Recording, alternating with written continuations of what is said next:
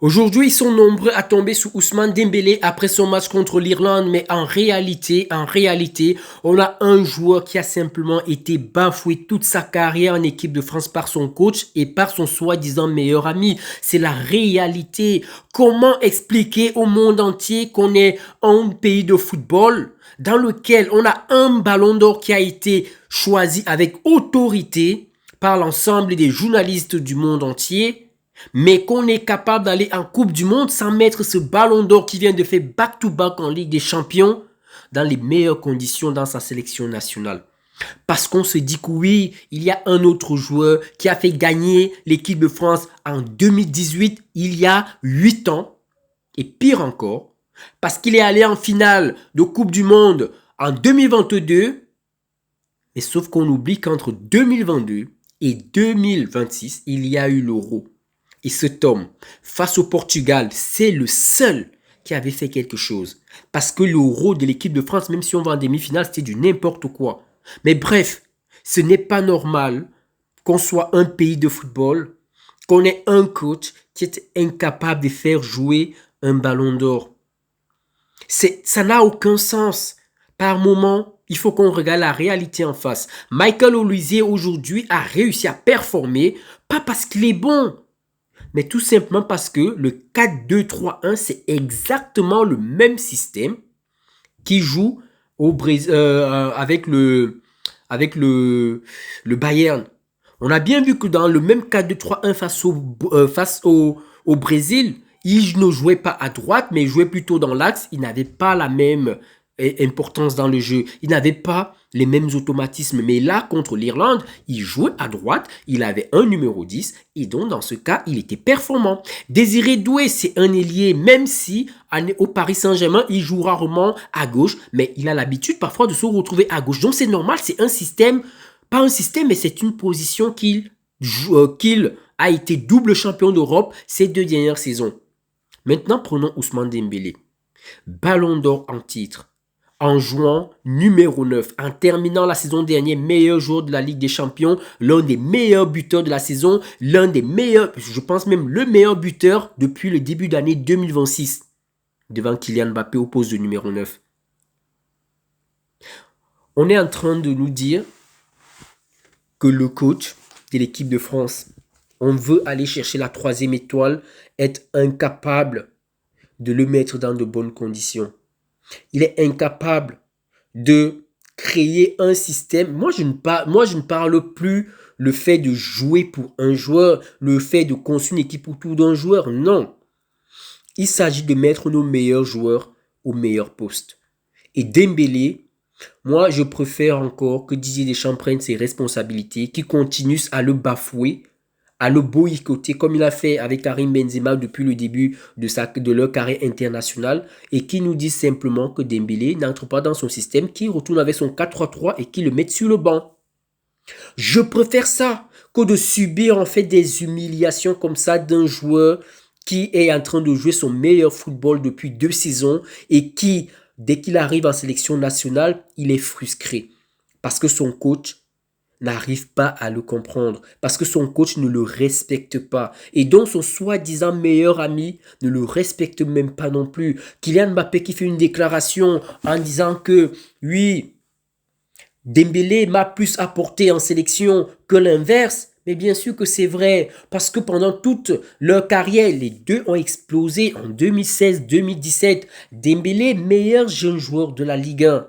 Mbappé, meilleur jeune joueur de la Ligue 1 en 2017, Dembélé en 2016. Et en 2017, Dembélé arrive en Bundesliga, il termine meilleur jeune joueur de la Bundesliga. Ça signifie en fait que les deux ont été des talents très très précoces. On l'attendait qu'ils explosent, mais il y a eu des trajectoires différentes. L'un a explosé de façon exponentielle, Kylian Mbappé, et l'autre a eu entre l'inverse d'une gaussienne.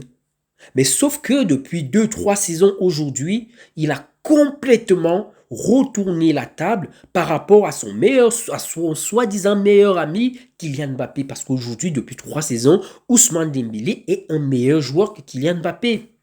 Alors, on s'attendait à ce que en sélection nationale que Didier Deschamps prenne cela en compte. On est tout le temps en train de nous dire que oui, en équipe nationale, il n'a rien apporté, mais c'est normal. C'est normal parce que il n'a jamais eu la reconnaissance de son coach en sélection nationale. Il a toujours été bafoué. Pourquoi? Parce que à gauche, Mbappé n'a jamais fait les efforts qu'il fallait. Et donc, à droite, Dembélé qui joue à droite, non seulement il était obligé de coller tout le temps la ligne, c'était rare dans les matchs de l'équipe de France où tu voyais Dembélé dans l'axe pour pouvoir être en position de faire une passe, de faire un tir. C'était tellement rare. Et on se demandait même pourquoi est-ce qu'il n'entre pas comme Robben pouvait le faire. Il le faisait très bien à Dortmund, il le faisait très bien parfois au Barça, mais avec l'équipe de France, Didier Deschamps, il ne le faisait pas. Pourquoi? Parce que Didier Deschamps voulait toujours qu'il attire un défenseur. Comme ça, Mbappé a plus de possibilités. Comme ça, il peut faire facilement un retour défensif. C'est de cette façon qu'il cause un penalty en finale de Coupe du Monde. C'est de cette façon que Griezmann a aussi perdu du côté droit son efficacité parce que Didier Deschamps avait quasiment tout construit à gauche pour Kylian. Donc aujourd'hui, tomber sur Ousmane Dembélé, pour moi, c'est un mauvais procès. C'est juste en fait un joueur qui est en train de vivre la meilleure partie de sa carrière en club, mais arrivé en sélection nationale, il n'est pas respecté ni par son coach, ni par son soi-disant meilleur ami qui est capitaine, et même par ses coéquipiers.